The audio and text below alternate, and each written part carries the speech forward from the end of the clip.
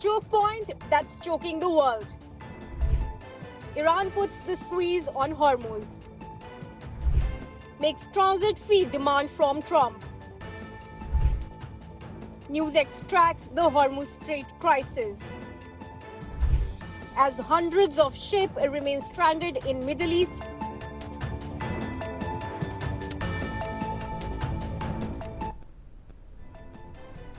The Strait of Hormuz is not just a narrow stretch of water. It is the world's most critical energy artery. Nearly 20% of global oil and a major share of the LNG flows through this single passage. But today, passing through Hormuz is no longer routine shipping. It is a high-risk, tightly controlled, militarized transit.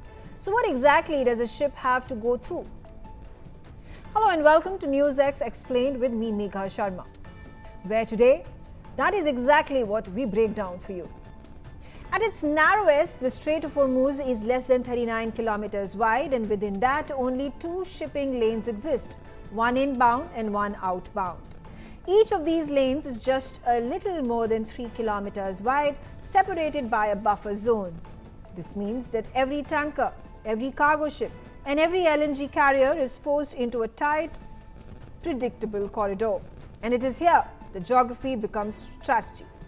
A vessel entering the strait doesn't just pass through open water, it navigates a chain of strategically placed islands, most of them controlled by Iran. Key islands include the Hormuz Island, Qasem Island, and the Larak Island, which sit right along or near the shipping lanes. Beyond these, Iran also controls or militarily occupies Abu Musa, Greater Tun, and Lesser Tun. This means that in total, 7 out of 8 key islands are under Iranian influence. So why does this matter? These islands act as forward military bases which are ideal for radar systems, missile batteries, fast attack boats, and even drone launch points. So a ship isn't just passing through water, it is sailing through a layered surveillance and strike zone. The actual choke point isn't just geography, it is where shipping lanes hug Iran's coast.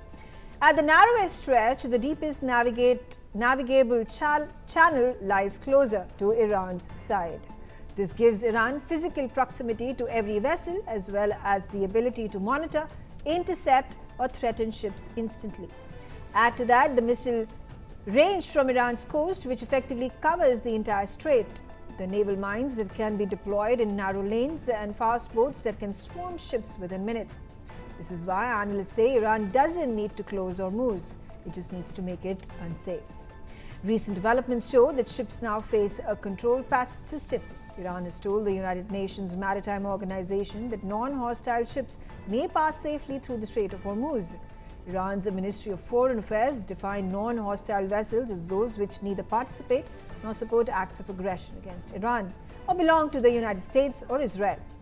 This comes after fearing Iranian attacks, tanker operators avoided and later altogether stopped sending their ships into the strait through which 1/5 of the world's oil and gas travels in normal times.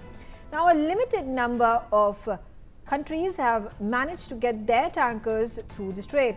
Sanctioned tankers and shadow fleet vessels, usually uninsured, now make up the overwhelming majority of shipping through Hormuz. Most of the oil since February 28 has headed for Asia, especially China, the world's top crude importer and among the few countries that have condemned the strikes on Iran. Over 12 million barrels of crude have reached China, an ally of Iran, since the war began.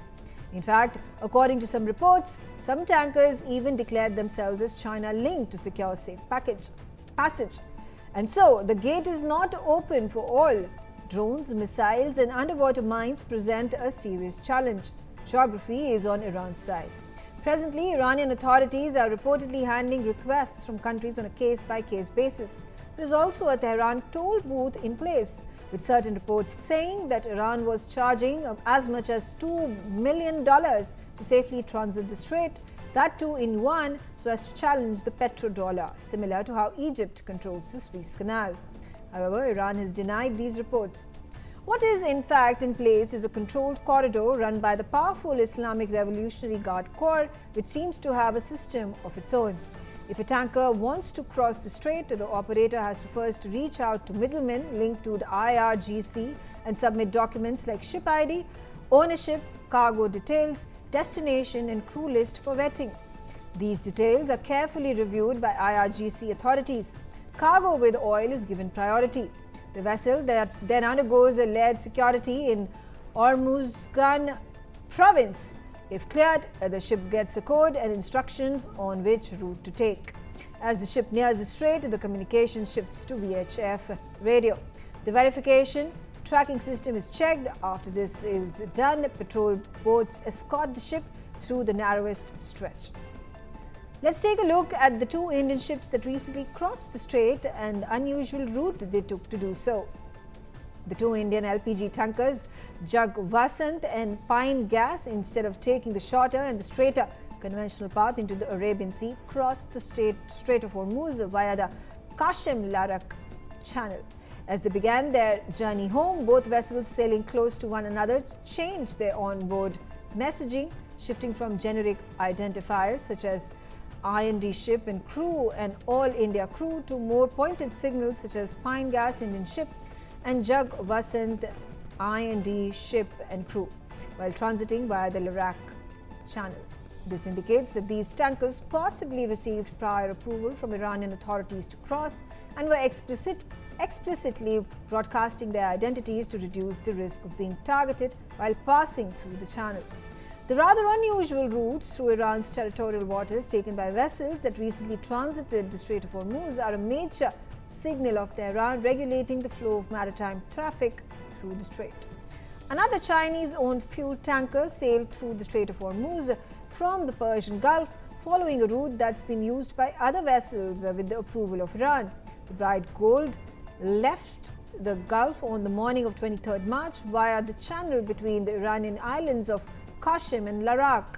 This type of unusual routing through Iran's territorial waters suggests that the vessels had received Tehran's nod to exit the Persian Gulf, pointing to a system of monitoring vessel passage via checkpoints and regulating movement through the strait.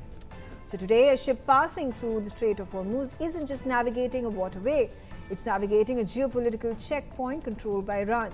From narrow 2-mile lanes, island-based surveillance and military choke points to an emerging toll-based passage system.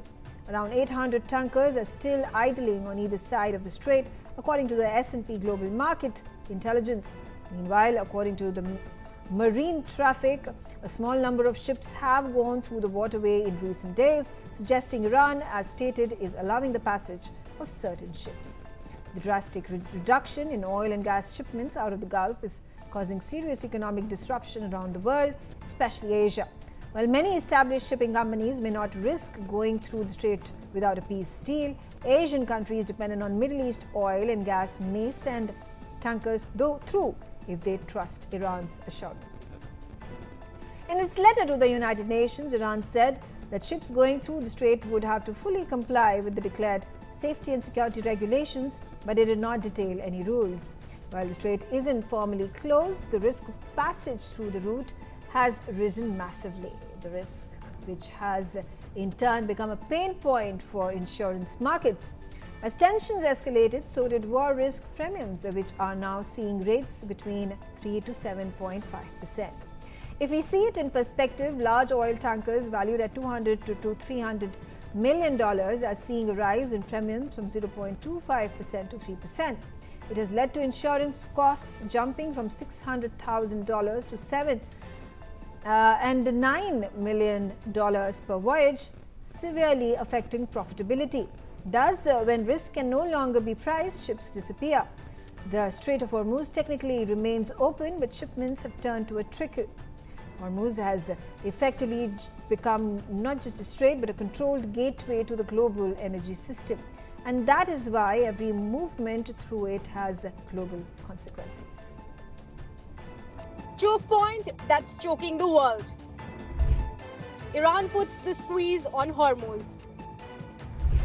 Makes transit fee demand from Trump. Newsx tracks the Hormuz Strait crisis.